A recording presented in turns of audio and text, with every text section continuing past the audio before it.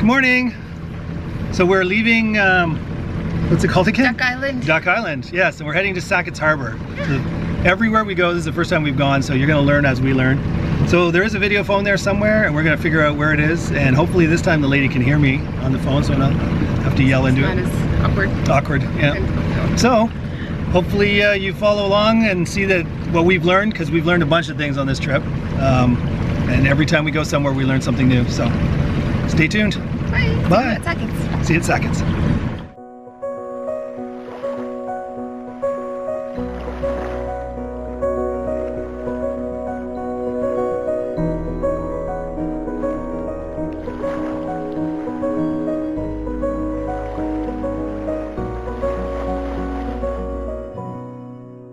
Okay, on the way to Sackets Harbor, there's no wind, so we are motor sailing since we have our sail up.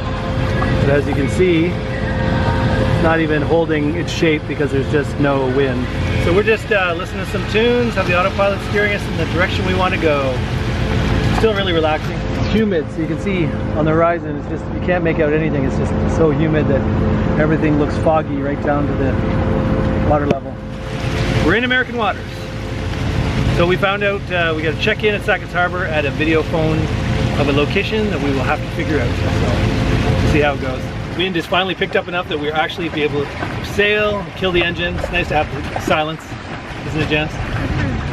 Yeah. So we're probably more than halfway, right? Yeah, I think more than halfway to Sackets Harbor. So hopefully we get to sail the rest. Sailing along at 4.5 knots.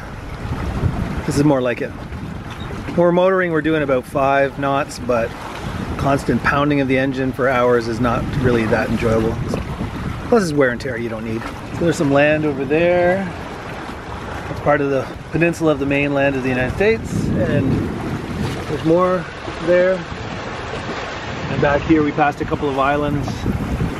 Gallo Island and some other island. Just behind the beam wind. Nothing too strong, but it's moving us along, and that's all that matters. We're running out of provisions. This is the last of our salad. So when we get to Sackets Harbor, we're gonna have to hit the grocery store. Just a beautiful downwind sail today. Can't complain at all. A little lack of wind at the beginning, but now that the wind's filled in, Janice is back there enjoying herself. Really comfortable sailing pretty much straight downwind. No heeling. Look at this day.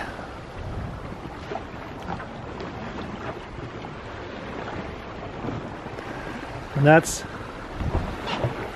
our destination, Sackets Harbor, just up there. How have you enjoyed the sail? Good. Been good? Very good. Yeah. Lunch, I'm reading my magazine. Comfortable, yeah. Yeah. We're looking forward to checking out a new town. And as much as this has been an enjoyable sail, it's always nice to get off the boat and walk around a bit. So now the wind has switched a bit. We're going straight downwind, so try a little wing on wing. Take advantage of every square inch of sail. So that's Sackets Harbor, behind the breakwater there. And over there, those red buildings used to be a barracks, military barracks, and now there's like a little marina that I guess nobody's really managing. So we might end up docking there if we can't dock over here.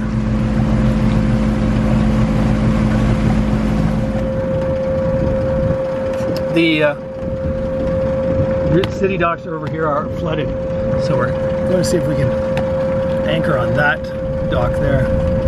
That's a dock in front of me, right? Yeah. There's plates on it as well. Okay. So where all these power boats are, and there's one sailboat, is that where we can stay for the day? Find a slip? I don't know. No, I think we'll end up just checking in here and then going to that other place. So yeah, the city docks here on the left are underwater.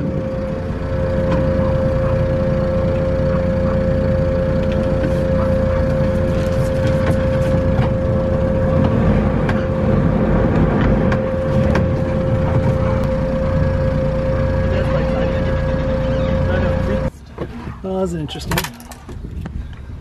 Way to show you we're on this kind of, I don't know what dock this is supposed to be. One little dock around a sandbag building. The city docks are those over there that are completely underwater. So obviously we can't go there. Those docks for those, I don't know what it is, apartments or whatever, underwater. The only thing that seems to be working here is this marina.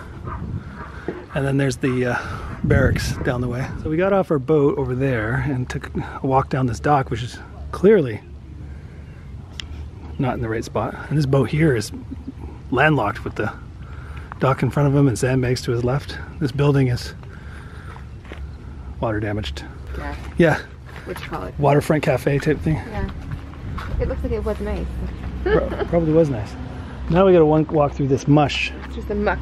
To get out. Try the least muckiest route here. This looks good. So we were told those city docks, which of course are clearly underwater, even the picnic benches and stuff are in the water, everything's there. So we think this building up here might be where we have the video phone.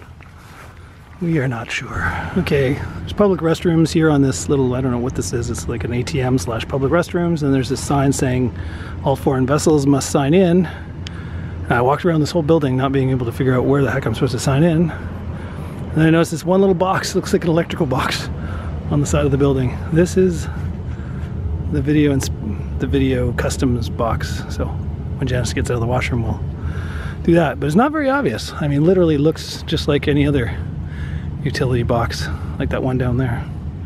So we did the video phone. It was much easier this time. Yeah. The guy could hear me perfectly fine. So other than she got a little crap. I got crap for having my maiden name on my passport. I told her to. But Canadian women are not obligated to do the name change thing. So she's changed her name on a lot of things like her driver's license, but her passport still had her maiden name. Because I paid for a 5-year passport and it expires next December 2018. So I'll get a new one with the maiden with the right name. Yeah. But anyways, he said you're supposed to carry your marriage certificate if your last name isn't the same as your married husband's name. So anyways, whatever. Okay. Okay, that's it. So now we're gonna walk around a bit. It's hot. It is really hot. There's no wind. So there's a museum or something over there. And then, very small town. And there's like nobody around to ask if we can stay at that dock we're at. Sackets Harbor Shipbuilding. We haven't spotted a single city employee of any kind so far, so we're just gonna stay there. We're gonna wander around for a bit. We'll assume no one's running around giving tickets to boats. Yeah, like there's so much stuff that's underwater. Like, I don't know where they expect people to dock their boat to check in. I mean, this is a video check-in city, so. Alrighty. That's it for now. We saw a sign that says visitor center pointing to this big house. So we're gonna go check it out. Janice was just commenting on how patriotic this house was with its US colored banner on the front porch, but probably makes sense if it's a visitor welcome center. Wow. We saw the sign saying visitor center, so we walked up here, but now that I'm in here, I'm like, this is... He likes history. Yeah, I like history. Museum. Historic. Neat. So this house is 215 years old? Yeah. Wow. This town reminded us of the show The Walking Dead.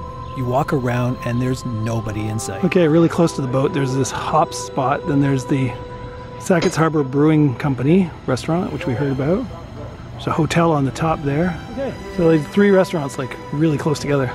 So the Tin Pan Galley restaurant, we heard good things about this place. Very unique building too.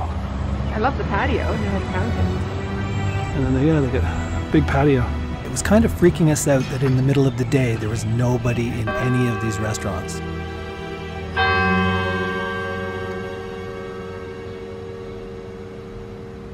Four o'clock.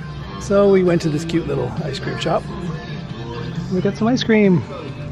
I always go with chocolate. She got berries. Yummy, yummy. That's a cute little ice cream store we just went to.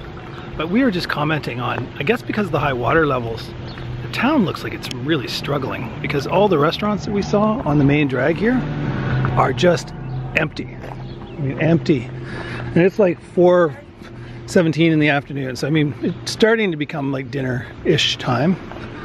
And there's nobody in any of these restaurants. The hotel parking lot looks empty. Even the nice restaurants we heard about, they look dead. So, Clayton, where we were at earlier, was a bustling city, or a bustling town, but this town is just like nobody buying or doing anything. All the stores are empty. Craziness. The only thing we can think of that would cause that is the whole waterfront is underwater. so people really can't boat here. So this is the Sackets Harbor Brewing Company. As you can see, nice looking place, right on the water. A bunch of tables with umbrellas and nobody's here. So this place called the Hop Spot has a sign up front saying it's been voted the best burgers in New York. And again, there's a theme here. There's nobody in either of these restaurants, the Boathouse restaurant or the Hop Spot. Craziness. Okay, so here's the Barracks, and we'll see what it's like to pull in there. Downtown Sackets Harbor, or whatever you want to call that downtown, was a bit of a bust. So we're hoping we can get some water, at least for our tanks here.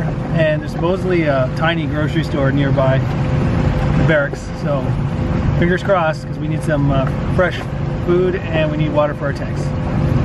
Okay, here we are at the Barracks. The barracks are over here, of course. That's where it gets the name from. It used to be a military barracks. And they have sort of a quasi-marina here. And we met Daniel, the guy that rents out paddle boards here. Seems like a really nice guy. And there you go, there's the bay that opens up to Lake Ontario. Okay, you can really tell it's a military. There's a turret, and these look like military homes. War of 1812 burial grounds. I'm assuming this whole thing. I don't see any headstones though, except for that one. So there's 200 unknown soldiers buried here between 1812 and 1815. Okay, in behind these very military looking houses and the turret is a pizza shop and a grocery store. It's an IGA. Yeah. Even more exciting for Janice was the Harbour Spirits and Wine, also in one of these stone houses. Cool, let's go see what it has. Okay, there was a Fort Pike at this location that defended the town. You can still see the bluff, or the hill that they made, so the cannons could fire from behind it without getting shot at themselves. Never shows it there. So they'd have the hill and then they cut little notches in it to fire through. Hello, we're going for another little walk because we already did the grocery store, we already walked through the downtown, and really isn't a lot to do here. Yeah, it's a cute town. It's beautiful. Cute, but not much in the way of activities to do here. Yeah, we're kind of running out of ideas. We're here for the evening, and like I said earlier, the restaurants have nobody in it, and it's just no life. No life. So we're just wandering around in the old barracks area. But the town seems really well maintained. Like, everything is clean. Streets are all newly paved. It just doesn't seem like there's any business or activity. But there's a nice view of the bay. This is absolutely a beautiful day. Like, there's almost no clouds in the sky. Yeah. So these nice looking buildings seem to be boarded up.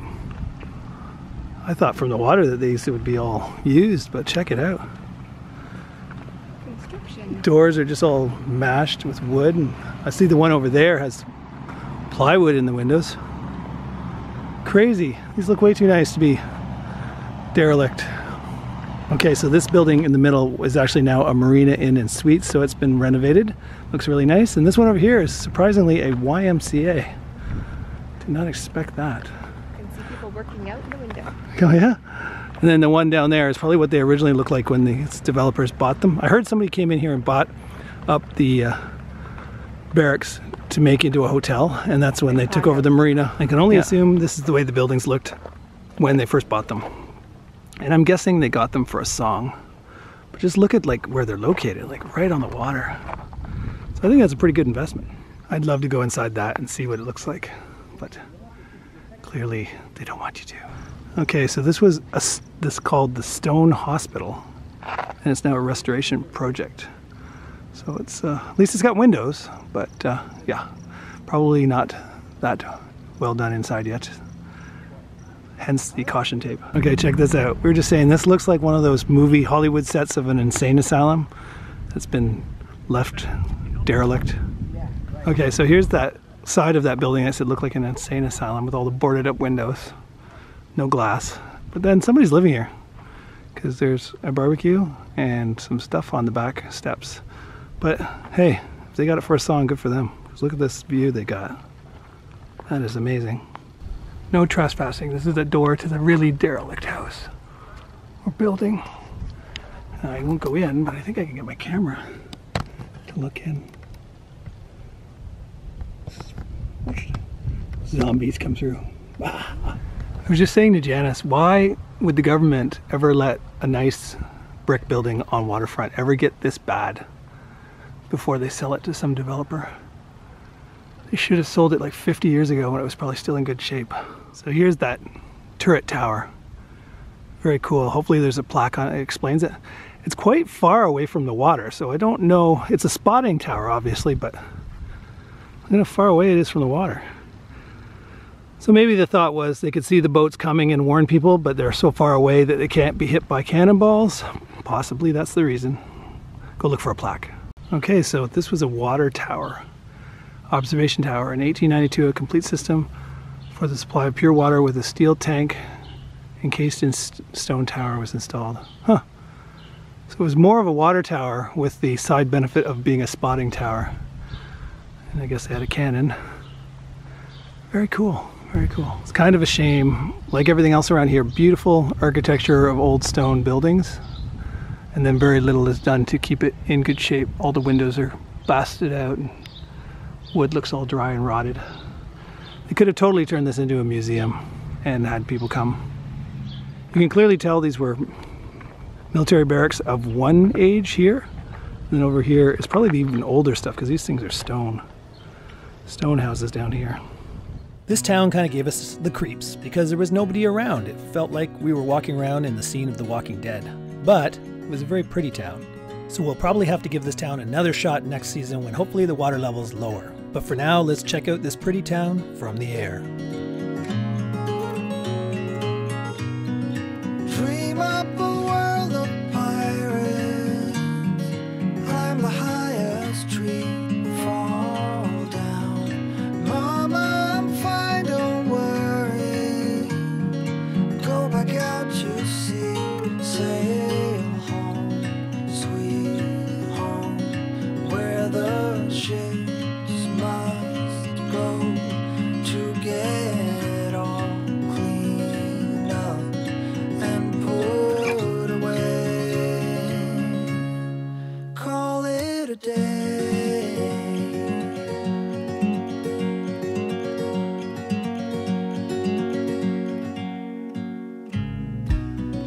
Fight off 1,000 monsters hiding in the sands on Mars. Hijack a flying saucer, steady on the hand, fly home, sweet home, where the saucers go to get all cleaned up and put away.